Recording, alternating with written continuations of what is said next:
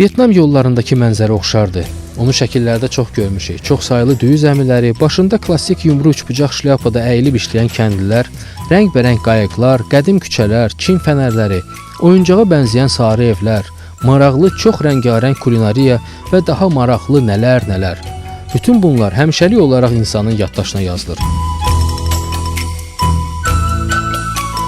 Hanoy çox səsli köylü, küçələri dar bir şəhərdir. Amma xalqı yaxından tanıyıb dərk etmək, onun maraqlı cəhətlərini öyrənmək üçün buranı mütləq gəzmək lazımdır. Qədim məhəllələrini gəzəndən sonra şəhərin koloritini duyur, qədim insanların həyatını təsəvvür edirsən. Burada el sənətkarlığının müxtəlif nümunələrini, həsr, şəkillər, keramika və şlyapalar almaq olar. Şəhərin küçələri o qədər dar və ensizdir ki, çətin GPS navigator buradan baş çıxarsın. Yalnız yerlilər bilirlər hansı küçə necə adlanır. Elə bilməyin ki, paytaxt Hanoyun küçələri ilə gəzmək asandır. Burada bütün səkilər artıq tutulub. Motorollerlər dayanacağı, yemək yerləri, ticarət köşkləri, gəzməyə yer yoxdur. Şəhərin mərkəzi küçələrində işıqlandırma o qədər də güclü deyil. Əgər reklam röhəlləri olmasa, qaranlıq olar.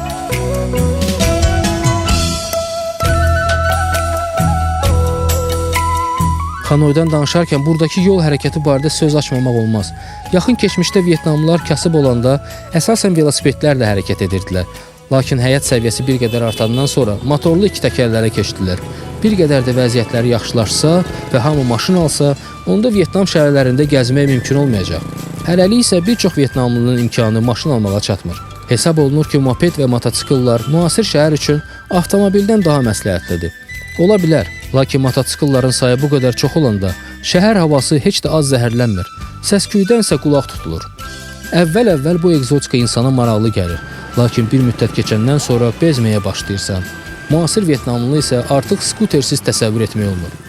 Şəhər yollarında tam xaosdur, buradan keçmək çox çətindir, xüsusilə də şəhərə yeni gələn insana. Bələdçilər qonaqlara şəhərdəki yolları keçərkən mütləq gözlərinizi bağlayın, zarafatca belə bir təklif verirlər. Amma bunu qəti eləmək olmaz, çünki yollarda həddən artıq çox təhlükəlidir. Mən burada olduğum müddətdə yolu keçməyə öyrənmişəm. Bunun üçün bir balaca boşluq hiss edən kimi hərəkətə başlayırsan, nə çox sürətlə, nə də yavaş-yavaş və dayanmaq da olmaz. Beləcə skuterlər arasında keçməyə çalışırsan və artıq keçə bilirsən. Maraqlıdır ki, bu qədər qarışıqlıq və xaos şəraitində nə yol qəzası baş verir, nə də tıxaclar yaranır. Sanki motorollerlər nizamlı bir mexanizmin hissəcikləridir, hərəkət edir. Axşam bütün şəhərlərdə olduğu kimi Hanoyda da elə küçədəcə yemək pişirməyə başlayırlar. Kəsirlər, təmizləyirlər, qızardırlar. Bütün prosesi əvvəldən axıra da izləmək mümkündür. Bizdə olduğu kimi Vyetnam xalqının da mətbəxində şah yemək düyü sayılır. Bir çox təamlar məhz düyü ilə yeyilir.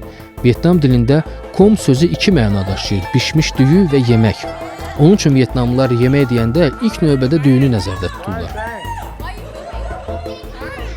Qazanlar asılır, manqallara od vurulur, suda pişirilir, qızarılır və qısa müddətdə hazır olub süfrəyə gətirilir.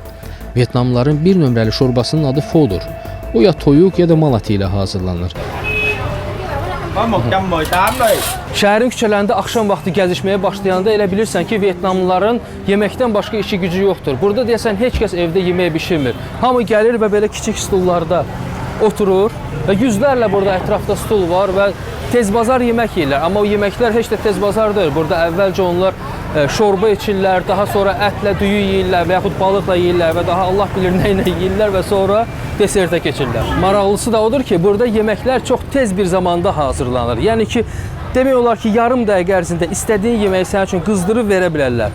Please, madam, please, come.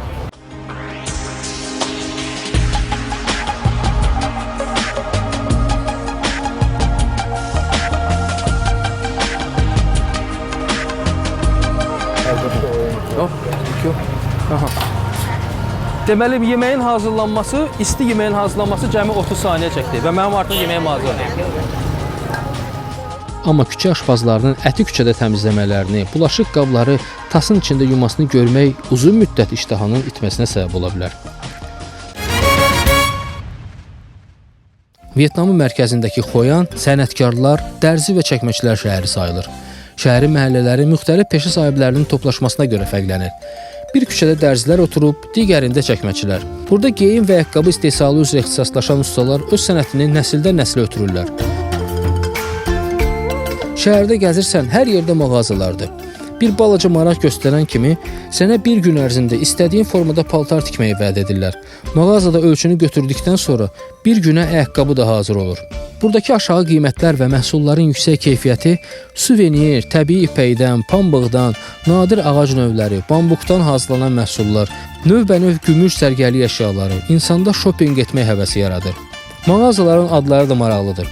Əlbəttə, əgər mağazalar sahiblərinin adları tək Xoyman Yuyong və ya Xoyman Sottep kimi adlandırılsa, turistlər çaşa bilər.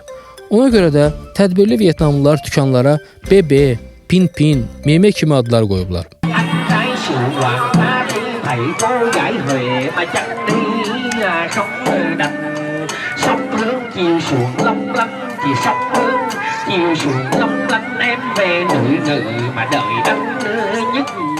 Amerika ilə müharibədə şəhərin qədim tikililərinin çoxu dağılsa da, baxmağa maraqlı nəsə qalıb.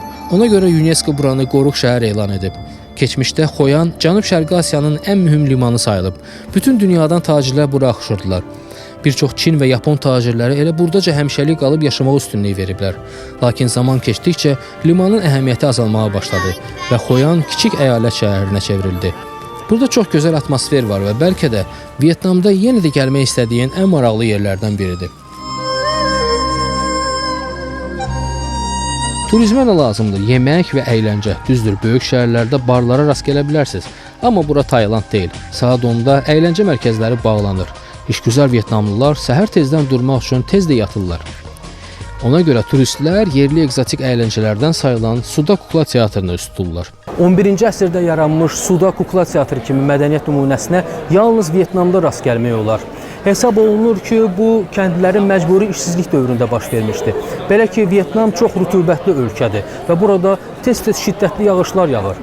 Bəzən isə bu şiddətli yağışlar çoxsaylı çayların aşmasına səbəb olur və çaylar öz məcrasından çıxaraq düz zəmilərini basırdı.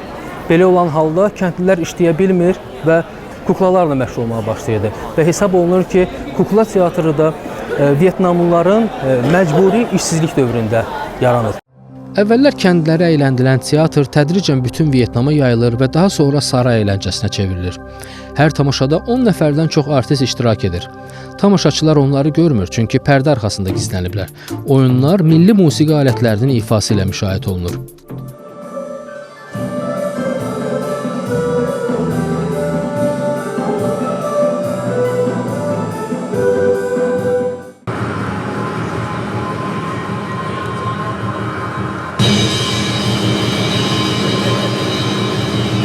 Gündəlik proqram kəndlərin həyatından, mifik və dini süjetləri illüstrasiya edən müxtəlif nağıllardan ibarətdir. Teatrın əsas personajları olan kuklaları artistlərin özləri şəhər kənarında hazırlayırlar. Suyun təsirindən kuklaların yaradıcılıq həyatı uzun sürmür. Cəmi bir neçə ay. Marionetkaları oynatmaq üçün ən azı 3 il məşq etməlisən. Artistlər kuklaları uzun taxtalarla tutub səhnə arxasından iplərlə hərəkət etdirirlər. Amma qurşağa qədər suyun içində olurlar.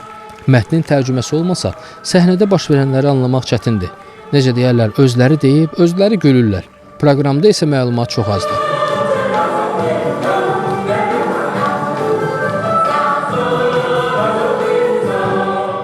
Şəhərin görməli yerləri Badin meydanında cəmlənib. Xoşiminin mavzoleyi, prezident sarayı, Xoşiminin evi, bir sütunlu Budda məbədi. Bütün bunlarla növbəti proqramımızda sizi tanış edəcəyim.